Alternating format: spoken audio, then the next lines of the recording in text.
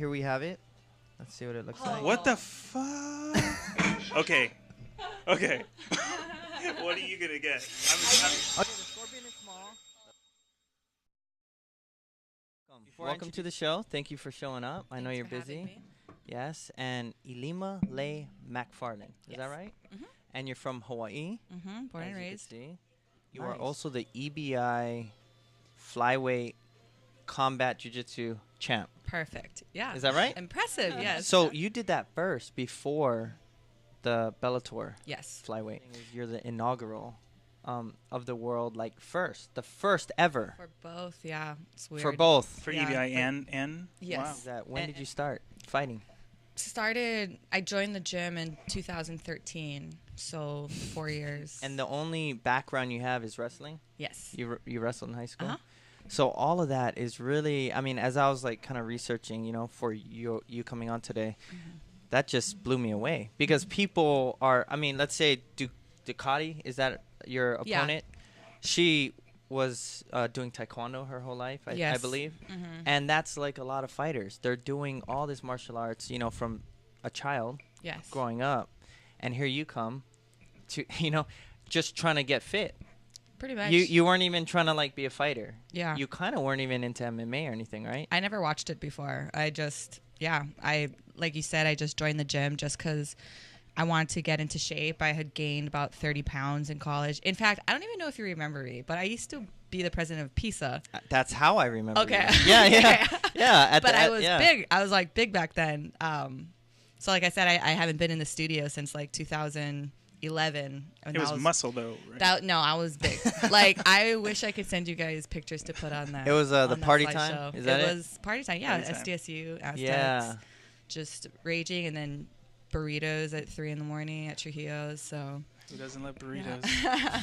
So it was, like you said, I just wanted to get into shape, and then it kind of just took off from there. Because PISA was the Polynesian or Pacific Islander Student Association. Right, and I was working with them from before with Heali'i and always supporting that, but you're really into culture, and that's another thing I wanted to get into because you were going to college for anthropology. Is that right? And what else? Well, I received my bachelor. I did my undergrad in anthropology, cultural anthropology, and then I went straight into grad school. It was a liberal studies program, so we basically got to choose whatever courses we wanted, just as long as it was grad level. And I just basically did a bunch of classes on indigenous issues. It's more anthropology, immigration, stuff like that. So I've always been very into those topics. And yeah, I mean, I graduated. I finished my master's about 2 years ago, I think. Oh, your master's. Yeah. So, and it was funny because right when I joined the gym right when I started my grad program. And so I was in graduate school. I was working full time and I was training. And then as soon as I finished the program early, and so I had a semester off, and I was like, all right, I'm gonna take this semester off and just train. And then that's when Bellator called. Before we get too far into it, let's get into the cultural food first. I just want to preface this by saying that everyone here didn't tell me, and they won't tell me. I think it's better. I think it's better that you don't know because you would be worried, like thinking about it. You'd be reliving it for hours and hours and hours. So right now you get to see it with everyone else. So let's find out what we're eating or what they're eating today, actually. Prior to this, he called me prior to the show and he said, hey, you know what? I was really on the fence about even doing this. And then he had an idea. So he's like, I'm going to call Ilima and we're going to leave it up to her. You, not knowing. Like, hell yeah. This is a true story. It's not a true story? No, this is a true story. So me driving over here, I'm like, she's probably said yes, dude. And she's like, yeah.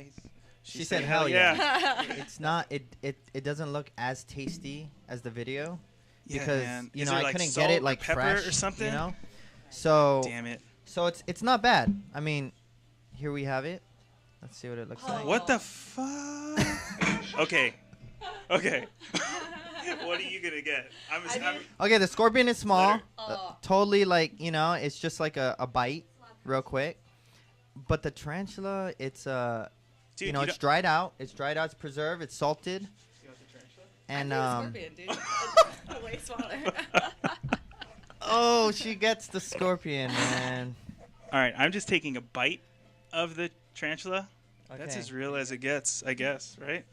The leg is falling off. Can I just eat the leg? You have to, eat it Don't say all. the whole thing, Yeah. dude. Oh, yeah. Yeah, for sure. Dude, there's hair on it. Oh, it's so hairy, dude. I can feel it. My hands are shaking. It smells so bad, dude. Something flew in my face. Right. It was probably a tarantula. Yeah, I know. I think it was. You got to put the whole thing in your mouth. Dude, it smells Well, so bad. well, Okay. it's a spider. I mean, Oh, wait. dude. Here, we'll cheers our beer and then eat it. Do I have to eat the whole thing?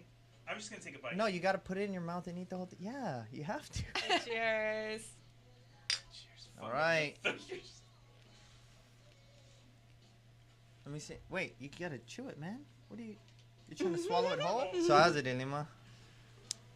Scorpion, how's it taste? It's salty. It tastes like old pie, actually. Old pie. Like dried shrimp. Oh, okay. Yeah, really? Mm-hmm. It's actually not bad. How about you, James? Dried shrimp? God. It got stuck in my throat. You try to swallow it, see? Oh. I'm shaking, dude. It's gross. That's good, man, for culture. Cambodia. Ugh. Damn, so there you have it. There you have it, guys. So crunchy. Nice. It was so crunchy and gross. I mean, I think the smell was worse than the crunchiness. Yeah? Smell my fingers. I smelt it. Did you? I'm good, man. I'm good. Did you think you were gonna be eating a scorpion when you woke up this morning? No. No. But honestly, it wasn't that bad because I went to Thailand for training, and we were eating the insects out there. So it was. So you had I haven't had scorpion before, but I had their crickets and worms. You couldn't find a cockroaches damn and cricket? everything. You couldn't find a cricket? Yeah. Oh, that's next week. Did you have tarantula before? not tarantula. Oh. Let's get back to it, guys. wait, So I took an MMA class, and you were instructing it. Mm-hmm. And I gotta say, it blew me away because I was watching you. You were showing the moves off the cage, how to take them down, and your partner was that one guy that he had to have been over 200 pounds, I think. Maybe Jeremy. Probably. I mean, yeah. a bigger guy. Yeah, I think it was Jeremy. And I saw you say like this, guys, and he was up on the cage, and I was thinking, what's gonna happen? Mhm. I mean, you're 120, 130, Yeah. and he was a big dude, and you literally dropped him. That was fun. It was fun. I wish I You could killed get back it too. in it. You were doing really well, for someone who you didn't really have any background, right? No, I mean, well, when I came out here, I first started training at City Boxing back in 2000, and Still, that's a big break. That's a oh long yeah, break. yeah, and I only was training for like 8 months. I don't know, Yeah. and I got busy again. Yeah, but so you're killing it, and then, but a lot of people that saw you in the pictures or whatever, they're like, "How does Josh have time to train? Like, he's so busy." So, yeah, but you did good. I wanted you to do a fight night. On the And fight then- nights, do you guys fight each other? Yeah. People within the... So that's when you first start out. That's how I started. I joined the gym. I was trained for a couple months, and then shed the weight, and that's when Manolo was like, "All right, do you want to do a fight night?" We just compete against someone else from the gym. Yeah. It's only short rounds. It's like 2-minute rounds, 1-minute Experience, rounds. huh? Exactly. So I did 2 of those. So once you do 2 of those, and if you want to continue, then that's when you'll start training with the team, like the pro team in the mornings and everything, and then see if you want to take it to the amateur or the local circuit. And then our rule for our team is you have to win 5 amateur fights before you can turn pro. So that was the process, or my process. And you had like 9 fights or something like that. Yeah. that true? Yeah, so that includes the fight nights, my 2 fight nights, and then I had like 5 regular amateur fights in the local circuit, and then I also had a fight at a strip club against a stripper. What? In a bikini. I didn't wear the bikini. The stripper was in the bikini. What? Wait a second. That Is was that super real? underground, but it's not. Yeah. It's not. It's not sanctioned, so it's not recorded on my record. But But you fought Did you win? yeah. Of course you did, right? Her name was Bunny. against a stripper. That was Yeah. it?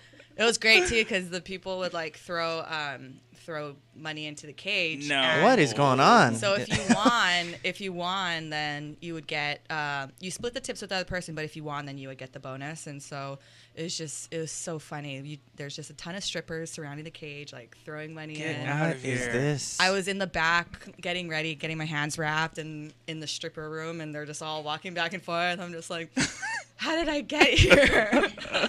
You got to do what you got to do, right? Like, To make it up to the top. It's cage experience. Yeah. Wow. Totally cage experience. That's So crazy. wild. So how did you take her out? I mean, did you knock out? Or? It went to no. It went to decision. And so they all the fights basically go to decision, and it's just based off of crowd cheering. It was actually out in Arizona. I had gone to train out there, and the girl that I trained with, she's like, hey, what are you doing tonight? Do you want to come watch me fight in an underground strip club? I was like, yeah, that sounds great. So I went with her, and then it turns out someone had dropped out, so they're like, hey, does your friend want to fight? And I'm like, yeah. Oh, they don't know what they're getting into. We didn't tell them that like I actually had experience, so Oh, yeah, we're just man. like, yeah, that sounds great. That's funny. That must have been fun, actually. Yeah. What part of Arizona?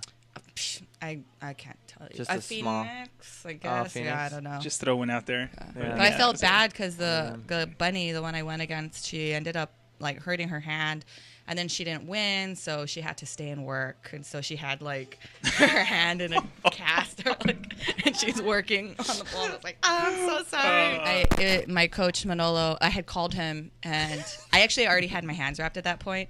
And I was like, hey, is it okay if I do this fight out here? And then he's like, yeah. I was like, oh, perfect, because I'm about to walk out. Oh, dang. And also, Liz fights in your camp, your Yes. Team Hurricane. Yes. So she, that's actually her gym. She owns the gym. I didn't know that. Yeah, San Diego Combat Academy. And she was the one that signed me up when I first walked in. And yeah, she's my main training partner, one of my closest friends. She recently just fought this past Saturday. in Yeah, Fresno. I didn't see it. I saw pictures after. What happened? Because she lost, right? She got robbed. She did, yeah. That's what I'm seeing a lot. Yeah, there were a couple questionable fights that night that I heard the judges got it wrong, but honestly, Liz fucked her up, like real bad. You know, she had the biggest hematoma I've ever seen. Her opponent. I saw the picture. I like Yeah. the post you did. I that know you had the to one take with down, sloth. unfortunately. Yeah. I mean, I didn't have to take it down, but you know, I did feel bad because Alexis is really nice. You know, she's That's the opponent. Her opponent. Yeah, and I was like, I swear I didn't make it, but you know, it's not. I don't even know if she saw it, but I just was like, all right, I'm just gonna take it down because I feel bad now. Well, I don't want to say what happened. Well, but it was just a but- meme that somebody sent me of her face after the fight, and then the guy from the Goonies, and it was like, dude, I've had people make memes of me with that before. I straight up after that, I was gonna post the meme of me because I'm like, dude, it's a freaking joke. Like, Yeah. You know, and so, but anyway, so I just took it down, but. Yeah, she got totally fucked up. Liz, took her down each round. Liz was winning on the feet. The only thing that Alexis really did was she had Liz in, 2 really deep arm bars throughout the fight, but Liz slammed out of it, defended it. So everybody was just like, that's weird. What? And then even after when they announced the winner, we couldn't even hear her post-fight interview because the crowd is booing so much. Oh, yeah? So, yeah, I mean... But you know that's what happens. Like they say, you don't want to leave it in the hands of the judges. Yeah. It was an incredible fight. You know, she did really well. So it's nothing to be ashamed of. Yeah. So I heard you say in your interview after you go to New Zealand. Yes. Sorry, wrong pipe. Yeah, I'm. So I go home on Monday to Hawaii, spend a week back home with my family, and then. I'm going with my dad to New Zealand for a couple weeks. Vacation? Yeah, I was originally going to go by myself just to go cruise and chill, but then my dad was like, "Can I come with you?" Hell yeah! And have you been there before? No, it's my first time. Oh, okay, that's cool. Yeah. So you said tattoos. You're gonna get some tattoos. I What are am. you looking at? What are you thinking? Well, I'm gonna go. So I'm gonna go to Karanga Inc. I'm not sure if I'm pronouncing that right, but I basically was referred to them by House of Natives. I follow them on Instagram, and I started following some of their artists, and so that's how I found Karanga Inc. And you know, all my tattoos that I have right now are all from guys, and I feel like I need a woman's energy, you know? And so all these women work at that Karanga ink place, and so I made an appointment with one of them, Pip, and I'm gonna get a forearm piece dedicated to my dad. So that's why I think it's perfect that he's coming with me, because I'm like, yeah, you can be there. But basically, I'm gonna get on my left forearm to kind of symbolize, like, you know, when you get married, you put your wedding ring on the left side, and I kind of just want my future husband to be, you know, someone like my dad, because I really look up to my dad and think he's really important and like the best man I know. So that's cool. That's like the symbolism behind everything. And then the right side is going to be for my mom. But yeah, I don't know if that's too much ink for one trip, so I'll probably save that for a later time. That's cool. That's so you have a lot of I mean, we see your ink, you know, when you do weigh-ins and everything. So the one on your side, that's a pretty big. Was that all one shot? No. So that one was originally, it was just a really small piece on my ribs. Seymour Kaniho up at 8-Town Tattoo did it. Right. And it was originally just a small piece, but then he asked if I wanted to be a model in a tattoo museum, the one at the Japanese museum in LA. And so I agreed. So then we decided to just put this huge piece, which is crazy because it was my first tattoo. And I just, was it? Yeah. So I just got an enormous tattoo, and it probably took like 4 sessions. I know we could have finished it earlier, but you know, we were like drinking the whole time and partying. So that's crazy. So what does that? Is there any meanings or anything like that? Yeah, I asked him. Obviously, my family is in it, and then he put a lot of patterns to protect me in the cage. You know, because that was right at the beginning of my fighting career when I signed with Bellator. So a lot of it had to do with, you know, strength, my warrior spirit and everything. And then, gosh, I don't know how much I should say on here. Say whatever you want. Well, and then me and him actually started dating each other, and so he put him on my tattoo too. Oh, like, he put himself in there. Yeah. So I was like, sure, yeah, dude, I don't care. And then that ended kind of badly. So biggest culture shock for you that you saw was different out here, living out here. Well, as far as the people go, I just felt like, I miss the people in Hawaii. Like, just the whole, you know, kissing somebody hello instead of shaking hands, or like referring to everybody auntie and uncle instead of by their first names. Like, I seriously get anxiety when I meet like my friends' parents, and they're like, call me by my first name. I'm like, I can't do it. It's weird, right? Yeah. We actually talked about that on the podcast earlier, as part of the difference. It's just crazy. When you grow up in Hawaii, that's all you know. I don't know about now. I mean, when I was a kid, and then when I go back, I think some things are different. But a big thing for me is the people. I mean, the weather's good, all that, but really, it's the people. They're very welcoming. The aloha spirit, it's not just a word. It's you live it. It's a lifestyle. Right. Yeah. I heard in an interview you said fighting is 50% business, 50% fighting. Yes. I love that because you see that. And it's very important. And what I see, like, for instance, McGregor, great fighter, but his craziness, his antics, his everything, he's making, like, you know, millions, right? And you get another fighter that you take away all the I mean, some of it's disrespectful, just shit talking, you know, all that. You're not going to make as much. And how hard is that? You're a fighter. You're real. Look at all your interviews. That's why we had that little clip of just you being you, which is cool. How hard is it for you to move up the ranks, being Hawaiian, being like, you know, aloha spirit, having the aloha spirit, and not going out there talking shit and just being, you know, isn't that hard for you? You know, it is in a sense where, like, you see people who have way more followers than you, and they're, you know, they are the shit talkers, or they're like posting kind of obscene pictures, or, you know, I don't know, things that I wouldn't post. So like we were talking earlier, I felt bad for posting that meme, and people are like, fuck it, like, you should be able to say what you want. I'm like, I know, but I feel terrible. I don't want to upset anybody. I'm going to take it down. So in that sense, yeah, it's a little difficult. But at the same time, I've always kind of prided myself in staying genuine and being real about it. You know, there was one point in my career when it wasn't necessarily Bellator. I think it was kind of like Spike TV. Or anyway, basically they were like, Ilima, like, would you be able to make your Instagram a little bit more like these ones? And they sent me these examples. They do that? They're like more racy. Yeah. So I looked at them and I'm like, what? It was basically, you know, a lot of bathing suit or like half nude pictures or tons of selfies. And I'm like, not into selfies really. So I was just like, sorry, you know, I don't care. Sorry, I'm not going to do it, you know? And so just little things like that. But yeah, you know, I feel like, so MMA is a fan-driven sport, really. You know, right? Jiu-jitsu is a spectator, or not even a spectator sport. I'm sorry. It's well, the spectators are people who practice jiu-jitsu. You don't see a lot of people being like, yeah, let's go watch this jiu-jitsu tournament. You know, right? But for MMA fights, it's totally fan-driven, entertainment. Exactly. Yeah. And so, you know, it's really important, I think, to cater towards your fans and everything. But I feel like fans can totally see through bullshit. So. You know, I always say that my favorite fighters are the ones that are consistent and that don't contradict themselves, you know.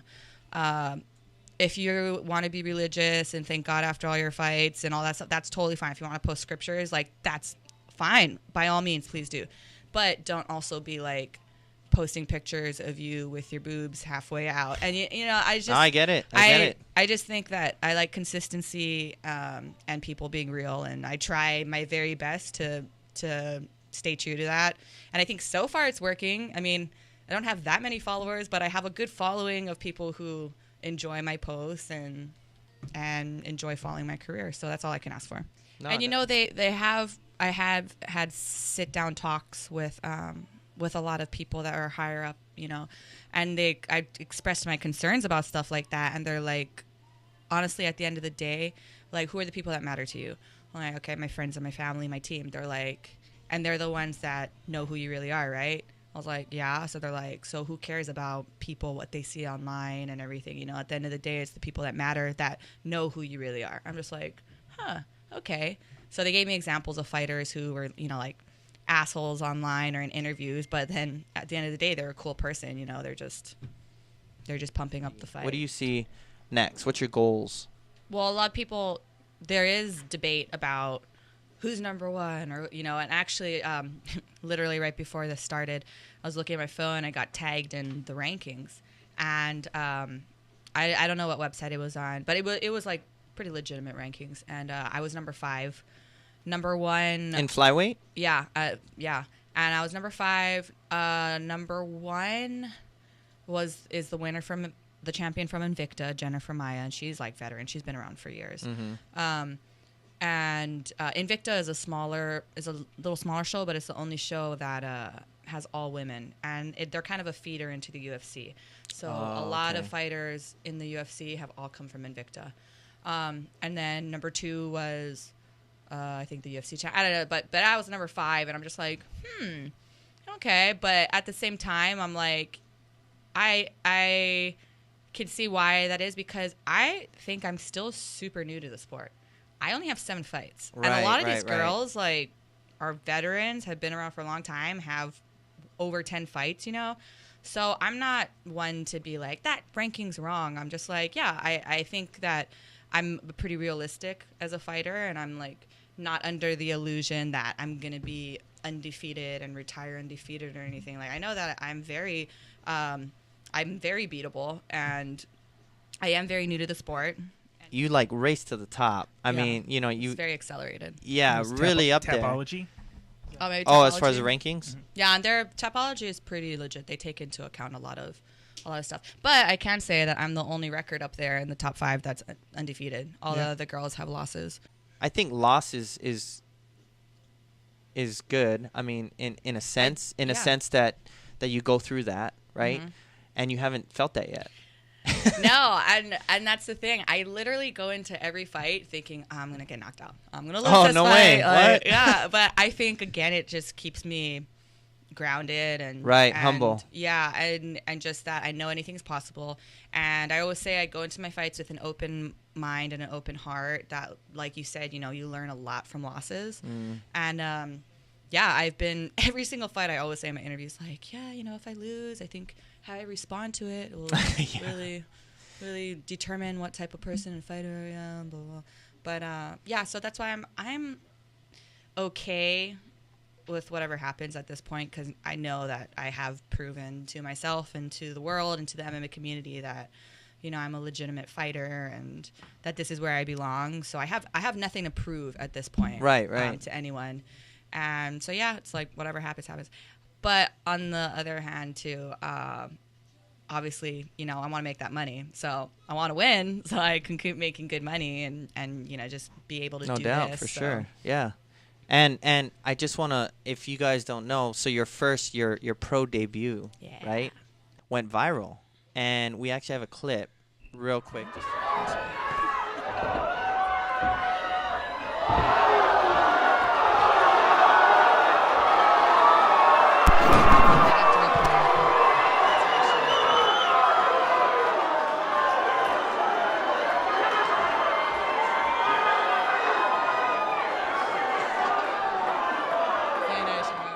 So that went viral.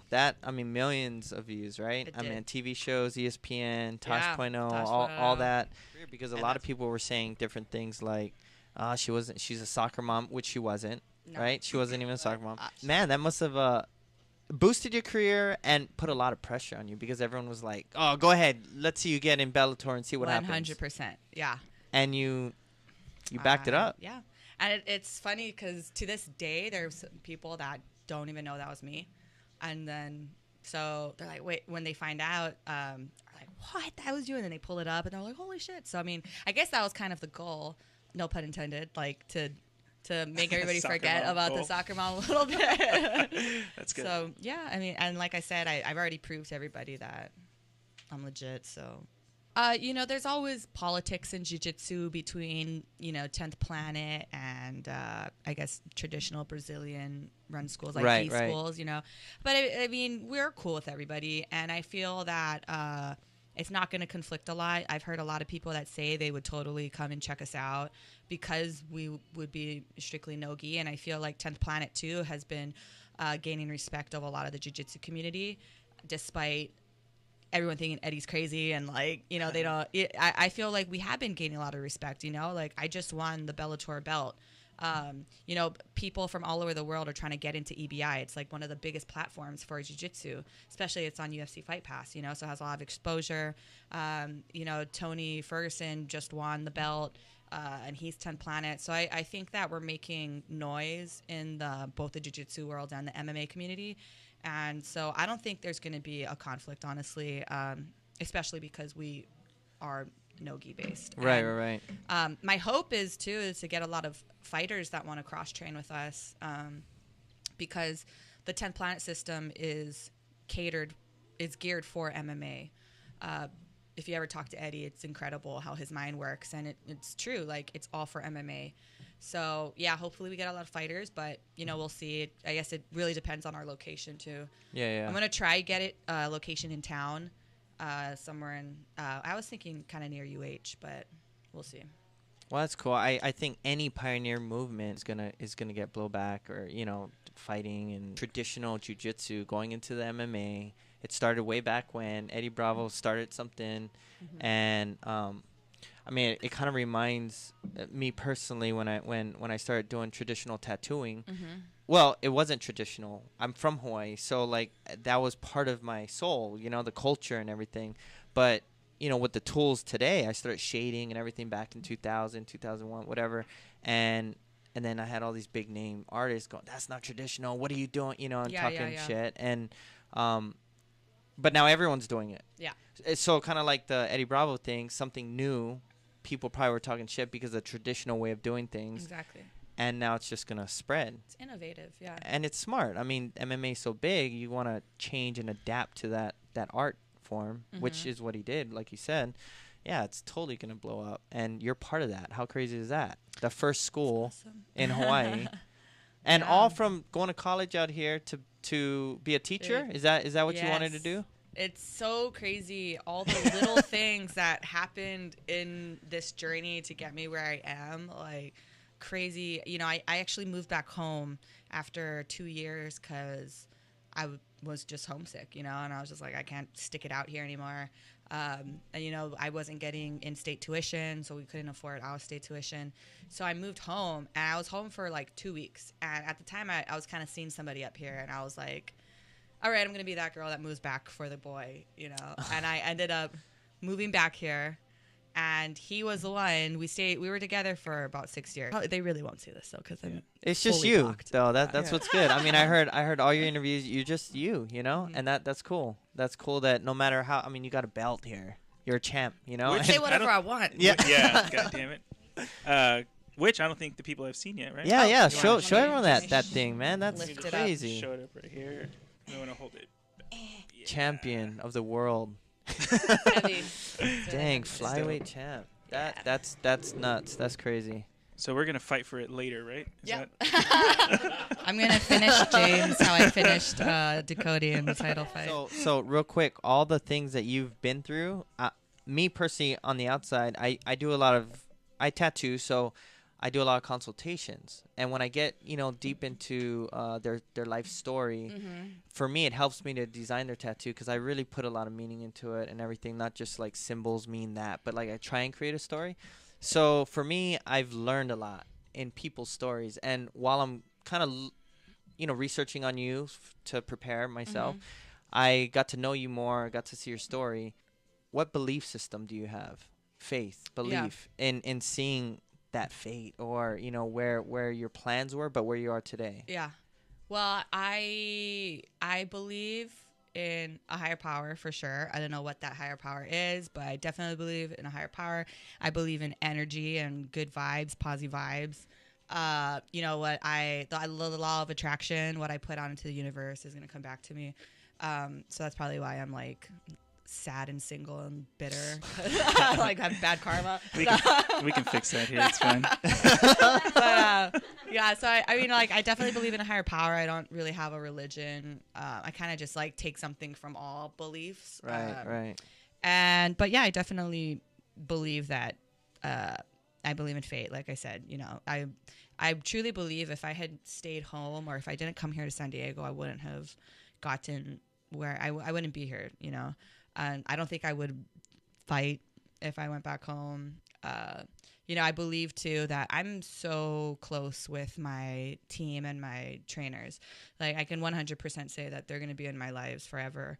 You see a lot of fighters bouncing from gym to gym or having falling outs, but they are literally my family, my best friends. And I think that it was fate that also led me to that gym. I was working at Coco's, which was right down the road, and I would pass by that gym every day. And it's not even like a good looking gym from the outside. It has like a little sign outside and like the letters are falling off and everything. But I was just like, yeah, might as well just walk in here and see how it is. And so, I think fate led me there as well. Why that gym and not like 24 Hour Fitness? Because I was actually a member at the ARC at SDSU. I went in maybe like 5 times out of my 4 years in college. Like it's just, I guess I grew up an athlete, and I always had that competitive drive. So I was actually seeing some of the girls from Hawaii that I wrestled with in high school. We didn't wrestle each other, but we were in the wrestling community, and I saw them, girls like Raquel Pauluhi, Kylan Karan, they were fighting. And, they were having success in it. And I was like, well, I wrestle too. Like, maybe I could be good at this too. But I'm just going to try lose weight first. And then. So, how were you as a wrestler? Sophomore, junior year, I got second place at states. And then my senior year, I won states. I won 55. I was bigger. And, so yeah, that was I've been wrestling for a long time, but I knew that I wasn't going to do anything in college. I didn't want that. I wanted to have the college experience. which I did like times 50. I really truly believed or thought that I was never going to play sports again after high school.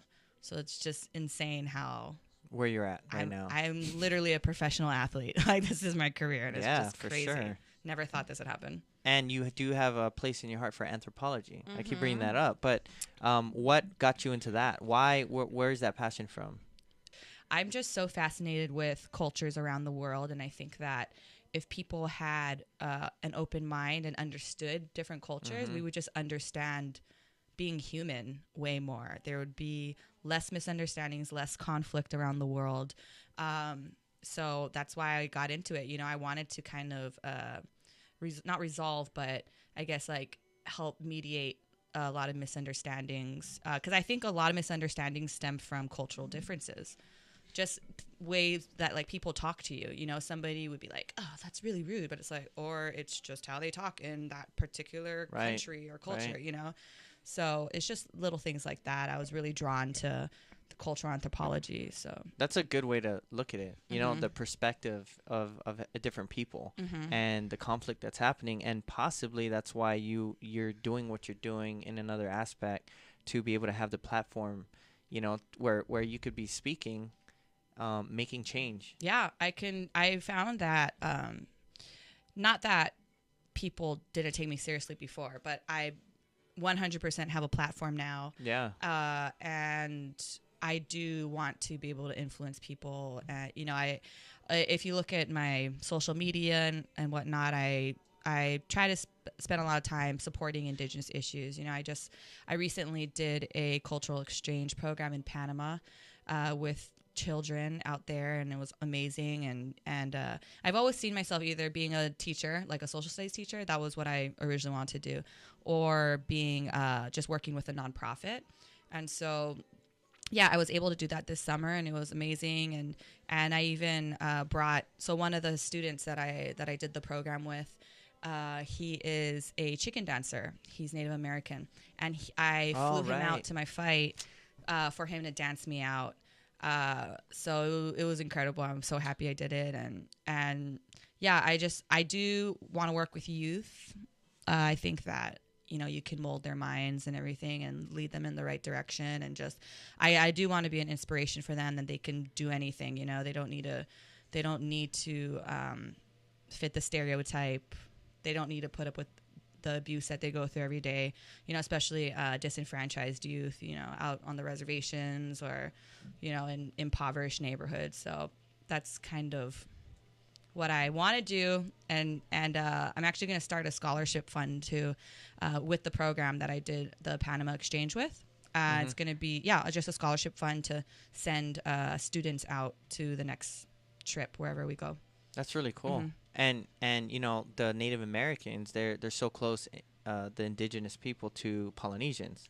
The culture, the people, the, you know, even some of the dialects or the artifacts found. I mean, everything.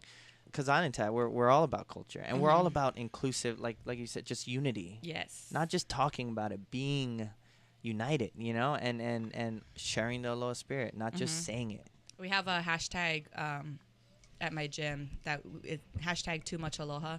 That's what they call me, because they're like, Ilima, like, you know, I'm always like, yeah, you can stay over my house, whatever. It's like somebody I just met that day, like, oh yeah, here's a bed, you know. So they always say too much aloha. James is gonna get tattooed, but before he gets tattooed, you were gonna do some do us a great favor and show us some moves on how you won the title fight in Bellator. And we have a mat in the back. James is dying to just find out how you do. He doesn't know jiu-jitsu at all. So, you know, he got choked out before, and I'm learning by. He's learning. Just by getting beat up. Exactly. And this is, you know, we want to teach. So, yeah, let's do that. Let's go on the mat and see how you won the title. All right. Yep, right there. So in my fight, we ended up on the ground like this. I tried taking Dakota down, and then she landed in my guard. So I just had her over here, and I was like, hitting her head, and then I had her in rubber guard. So this is a 10th planet. This is a 10th planet move. Where did she put her hands? She just had it right there. And can you get out of this? Can you get out? So try posture out. Try and like Yeah. So this is called rubber guard, and it's really important in MMA because it ties them up. I'm clinching them right now; they can't get out. Then from here, I'm just gonna do a regular triangle. Put my leg out. Oh.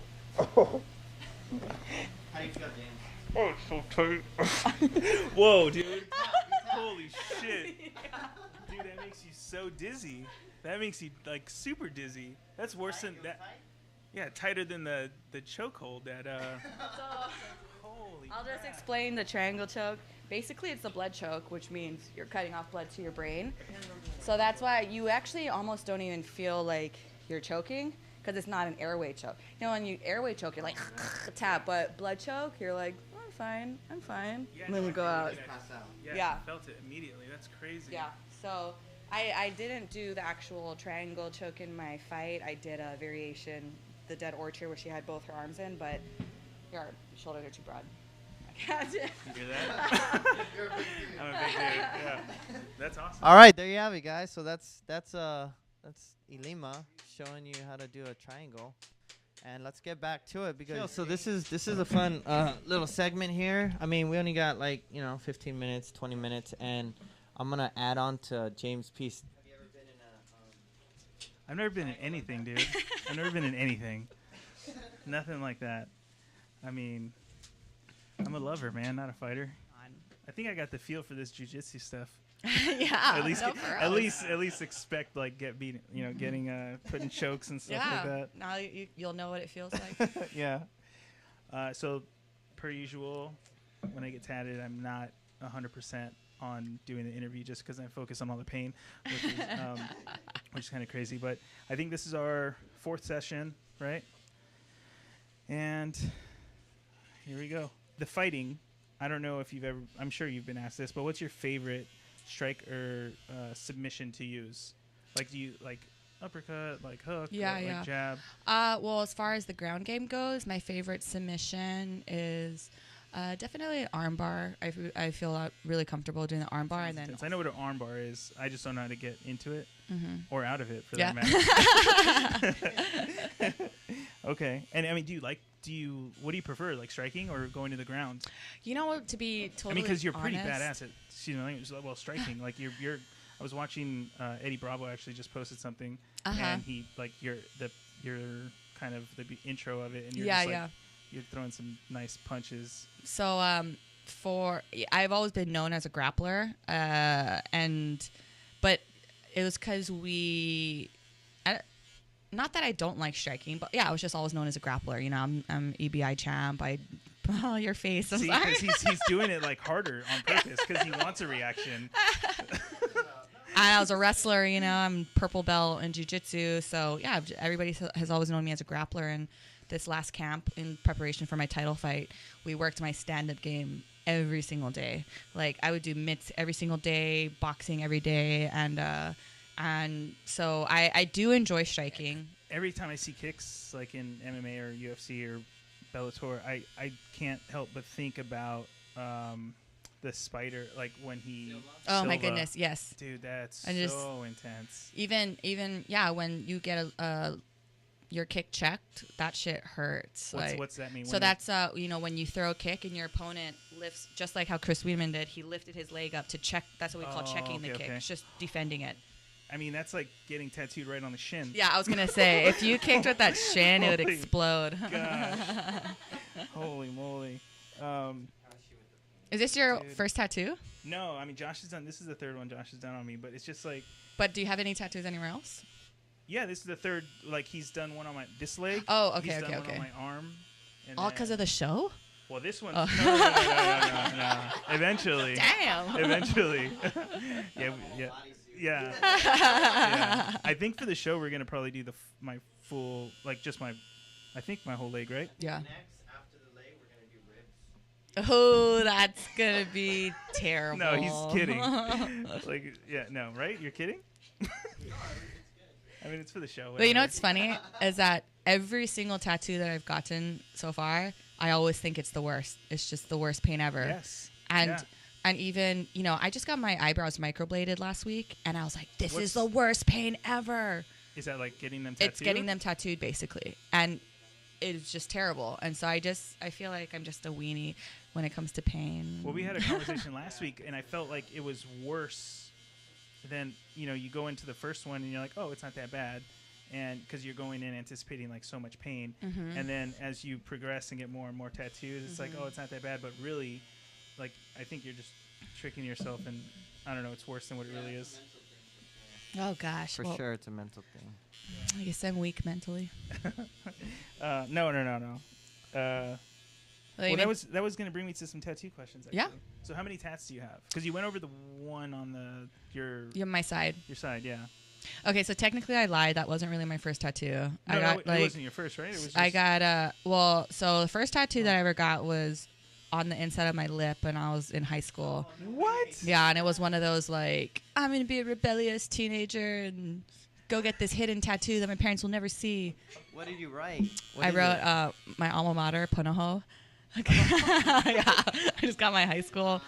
Well, at least it wasn't anything like provocative or like. Yeah, I got that, and then I guess he had extra ink, so he's like, "Do you want anything else?" I'm like, yeah, sure. Let me get this ram on my vagine." A ram? Yeah, because I'm an Aries, so I'm like, yeah, I'll just get a ram down there or whatever. So that was my second tattoo, and then. So you were partying way before SDSU. Yeah. I was kind of big in high school. So yeah, those were like, but they were hidden tattoos that I didn't show anybody. So that's two. That's two, and then my third one was my side piece. Okay. That was a couple years ago, and then my next one was actually on my neck, and it goes down to my shoulder. So whenever I fight, I really like it because you can see my neck piece. Yeah. And that was done by Teva. He out in Hawaii. He's Tahitian, and that one I got last year at the beginning of the year. It was supposed to symbolize like new beginnings and moving on and everything, because I had really fucking terrible breakups, like 3 terrible relationships, and so it was supposed to be like all empowering and everything, and like new beginnings, yeah. And then I got back with one of my exes, and it like totally defeated the whole purpose of the tattoo. But yeah. Yeah. No, I but feel I love the pain it. of it. Yeah. Oh man. Okay, so that's 4, right? 1, 2, 3, 4. 4. Yeah. And Oh wait, shoot! I totally forgot my fingers. Okay. Yeah. So then. Fingers, like more than. Yeah, I just have 2 finger tattoos. So I got. I was in Panama this summer with Eddie Bravo. I did a jiu-jitsu camp with him, and so me and a couple of girls there, we went and got jiu-jitsu tattoos together. And so I got. It's a funny story actually. So Eddie Bravo convinced me that I'm going to be single as long as I'm in this sport. Oh, wow. He brought up some really good points. He was like, you're basically any female fighter that you see, they're single and have a dog, or they're dating their trainer. And I thought about it, and I'm like, oh my gosh, you're right. Do you have a dog? I do not, but that's. I used to have 2 dogs, but then my ex took them. Oh no! But I have one you can have. Dude, I totally seriously, I was like considering getting a dog too before that, but then I just can't because I travel so much. Yeah.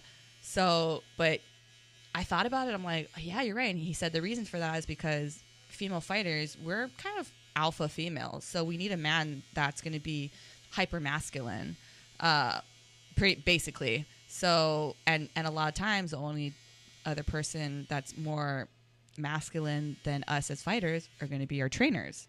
So, he convinced me I was going to be single forever as long as I fought and did jiu-jitsu. And so, because we're not going to date a guy who doesn't do that, because why would we want to date a guy who's not into that, right, who we can beat up? So anyway, I got jiu-jitsu tattooed on my ring finger because I'm married to the game. Oh, nice.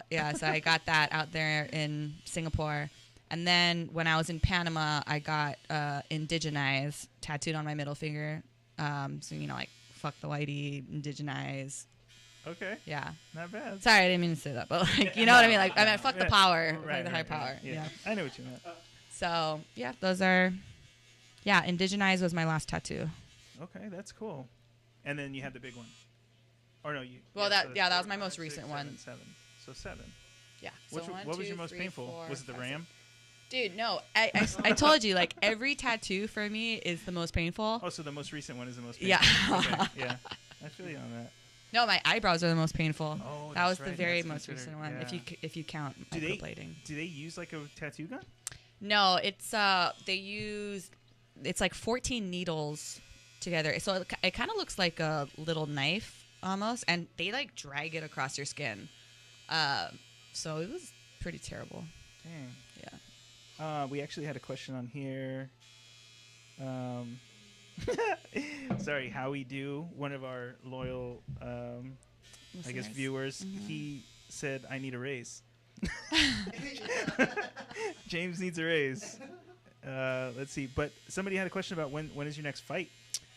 So Anything local? no, probably not. But I mean, I know under contract, are you allowed to talk about that stuff, or you're not allowed to? It's cool if not. No. I actually don't have a fight coming up because we are waiting. So, like you said, Eddie Bravo just posted a video of me in the beginning, and that's actually a promo for fights this Friday in Newcastle.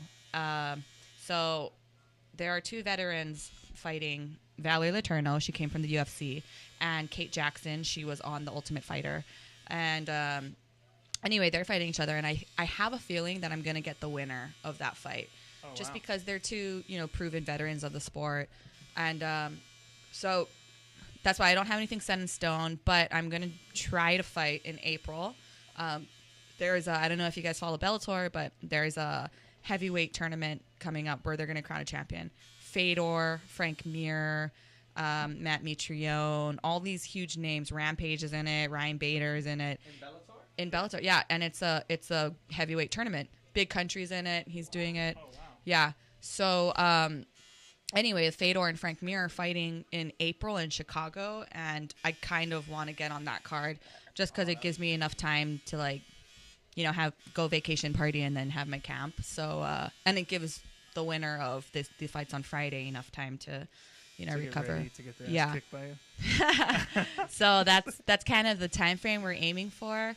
So yeah, we just have to kind of wait and see what happens in this fight.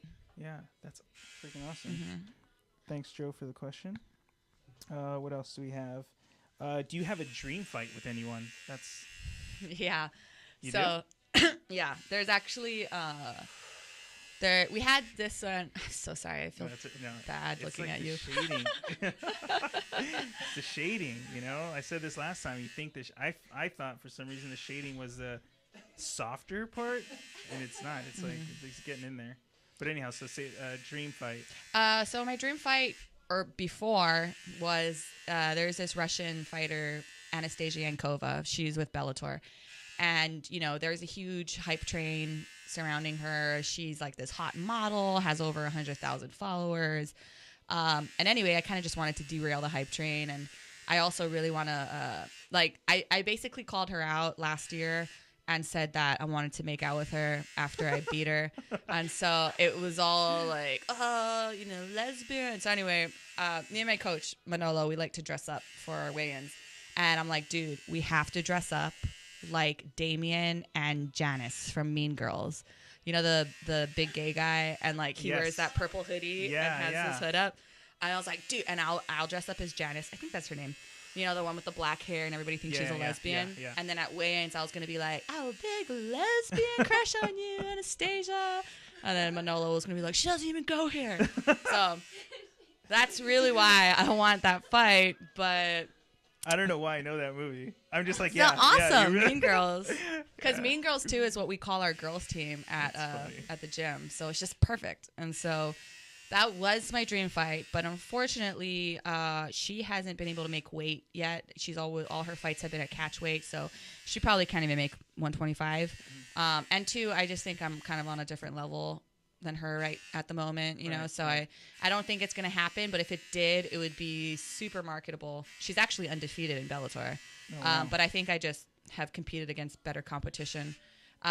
So she was originally my dream fight, but now I honestly do want to fight Valerie Letourneau because she fought Joanna Jędrzejczyk for the belt in the UFC, and I just think that it would be a really good test for me, and I'm ready for that next level, that step up in competition. So That's legit. probably her. I'll have to keep a Hopefully lookout. she wins this Friday. Yeah, so that's who you want to win, because that was another Yeah, question. but Who's you know, your pick for the tournament? Kate's good too. So it's like whoever. But yeah, you know, I've always kind of been a fan of Valerie and think she's really great. So we'll see. So you've brought up social media a couple times today. I mean, probably because we asked you, but like, how do you deal with it? Like, with having so many followers, like, do you get like a lot of hate, like stuff? I mean, I know you posted something like apologizing kind of for a post that you did. Like, do you like how do you, I mean, does it get to you emotionally? Does it affect you? You know, honestly, I actually don't get a lot of hate mail. I wouldn't think you would. I Yeah, mean, it's like probably like 1% is hate mail, and so I don't really care. And you know, they're all just trolls looking for attention anyway, so it really doesn't bother me. And I actually really love social media because I do like connecting with the fans. And you know, before all my fights, everybody's different. Some fighters turn their phones off, some fighters stay off completely, but I'm very like still interactive, like right up until I walk out, I'm still like on my phone and everything. So yeah, I don't mind it at all, and I do really appreciate all of the fan messages and the fan mail. But people do get creepy. I probably get more creepy mail than hate mail. Just creeps. Yeah. Like asking me for pictures of my feet, or like I mean, if that's your thing, cool, but just like, I don't know you. Yeah, I might have sent one of those. I'm wearing slippers right now. I know. That's like Josh told me I have to keep my distance. I just. So, off of social media, would you consider going up in weight? No. I actually think I'm small for a 125er. You know, I walk at 140ish. So yeah, I don't know. We thought about.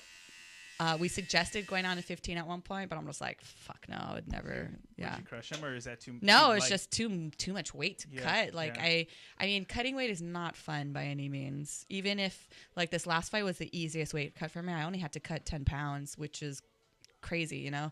But still, it sucked. I was begging Manolo to get me out of the tub and like just being a weenie about it. Yeah, I mean, one of our previous guests told us that sometimes he would cut like 20 pounds. Like. Yeah, guys are crazy, but girls, it's so much harder for us because we retain weight. You know, that's just how our reproductive system works. Yeah. We hold on to everything to survive, so it's a lot more difficult for us to cut weight. And I'm a former fat girl, so it's even harder.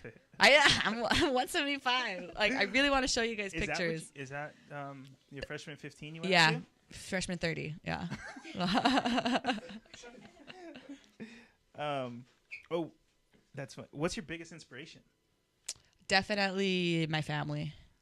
Like, I love making them proud. And, you know, I always tease them because one of my ex, the one that I was with for like 6 years, the one that I moved back to the mainland for and who paid for my gym dues, he actually was an NFL football player.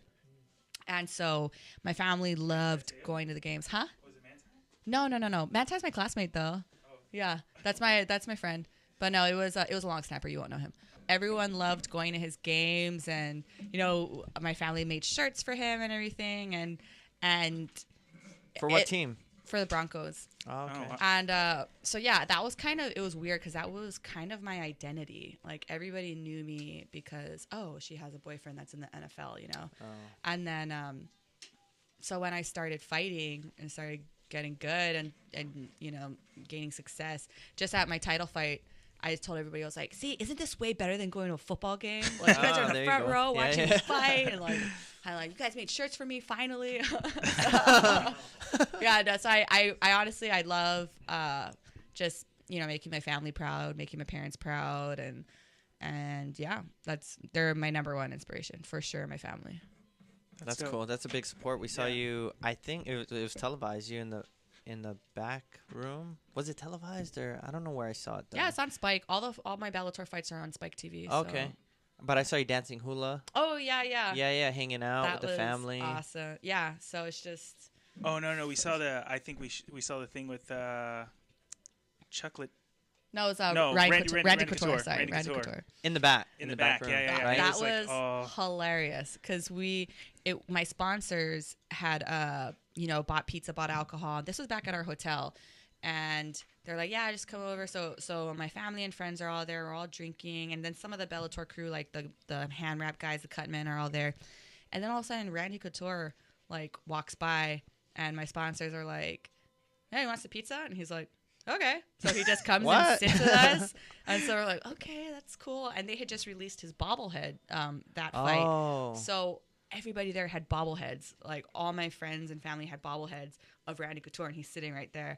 And then Manolo, my coach, he always carries around a plastic ukulele to all the fights. So he goes and grabs it. And my brother-in-law, Keone Souza, he's a professional musician, yeah. So he started playing and singing, and then all of a sudden Randy Couture pulls out a harmonica and starts jamming. We're like, you didn't see that part? No. What? Dude, it was so good. Yeah, he was sick. Oh, you guys are jamming. Damn. Yeah, we just had a Kanika Pila session, and it was awesome. You know, it was the perfect. That's crazy. And then there was a fight after that too, but it was still fun. It's just Hawaiian style, you know. Yeah. No, that's What cool. do you do with the belt? Like, what do you do with it? Like, I sleep with it. do you really? No, like, I mean, do you take it everywhere you go? No. I I don't take it everywhere, but I mean, I am gonna take it home. You know, if I do an interview. you take it back home. Yeah, but yeah, I actually just bought a display case for it recently. I'm probably gonna mount it in my room somewhere. But cool. it literally was in my bed just because I would put it at the foot of my bed. I didn't want to put it on the ground or anything. Right. It's a good reminder. I was sleeping with it. Daily reminder. So anyone that subscribes to the show, they get entered into a drawing, you know, and then we just give away free stuff. Yeah, today we're giving away a shirt and the top. Oh yeah, so what'd you say? So basically, anyone that subscribes, you get a link, and if you share the link and other people subscribe, then you get you get points or something. I don't know exactly how it works, but how about we'll throw in basically, an autograph picture of me too? There That's you dope. Damn, look at that. Wow. Look at that, guys. Promotion, man. Yeah. It's 50% business. There, and you're on it. You're on it. Dang. So let's do that. Ilima, the Eliminator. She's gonna throw in an autograph photo. Can you answer a question while Yeah. while I do this too? Somebody wanted to know about siblings. How many you had? And Oh yeah. Yeah. So I am the baby of 6 kids. And yeah, I'm the only one that moved out here to the mainland. Everybody is home, so Oh man, that's got to be actually pretty tough then. yeah, that's why I moved back. You know, I was so homesick, but yeah. So I do see them a lot. You know, they come to all my fights, and you know, they come up to go Disneyland, take the kids to Disneyland and everything. So Good reason to come I love out. Disneyland. yeah. So I see them. I see them probably 3 times a year, so it's not that bad. That's cool. All right, so that was the shirt, folks, that we'll be giving away. Okay, let's do a random drawing. Justin Reyes. Yay, All right, congratulations. Good job, man. There's Oh, this that's show. so cool. I didn't know you could do that. Yeah, it's crazy, right? That's awesome. We're learning this Justin stuff, Reyes, man. yeah. but- I could do that on my page then, yeah, because you Oh. need a page. Yeah, to you do need that, right? you need a business Yeah. page. There's Yeah, I an have a app. business one. There's an Yeah. app, Yeah, and yeah. then it's really cool because if they share the link to people, Yeah. they get like higher chances to Oh, win. so But first, let's do the autograph picture. So Ooh. autograph, boom. There you go. There you have it, and hopefully we get one. Hopefully. Yes. Yeah, Nice. yeah. You could just. And, I got an idea. Sign my arm, and then Josh can just tattoo it. Yeah. Yeah, but tiny though. I'll do the finger. Yeah. Your yeah. ring finger. Yeah, Yeah. Let's do tattoo. One more. This, Do the leaderboard. Who's on top of the leaderboard? So I'm gonna give away some tattoo time to whoever shared the link the most. An hour. Robert Suarez. I'm doing every hour or half off the whole thing. So you know, Wow. full sleeve, whatever, Impressive. half off. So Let me write this down in my handy dandy paper. yeah, there you No. go. Suarez. Cool. So that's what we do. We do giveaways. Yes. We're trying to build the platform. We're trying to build this, this little community of people where we can share information and just do it like that. I saw shirts. Yep. Where do you get Ooh, your yeah. shirts? So I actually am getting my shirts. I have black shirts and green shirts. Typically, I do sell them on my website, but making a transition as far as who runs my website. So right now, I'm kind of just selling them out of the trunk of my trunk car. is Yeah. But I just got a refill on them because I'm going back home, and then whatever I have left over, I'm going to bring it back. But in the future, though, you will actually be able to get my shirts on Show Me Your Pukana.